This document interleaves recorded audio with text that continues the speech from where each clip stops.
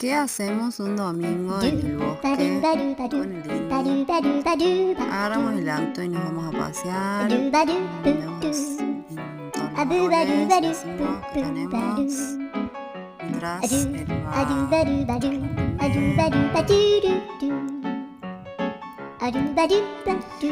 me charla, no para de charlar, ya casi llegamos, ahí va filmando todo. Estamos todos, después vamos por el vole un ratito ahí, tuki tuki, ping pong, pelotita va, pelotita viene, seguimos, tuki,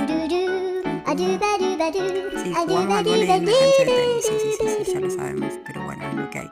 Seguimos caminando por el bosque que está realmente hermoso, divino, y al final nos sentamos a hacer un picnic.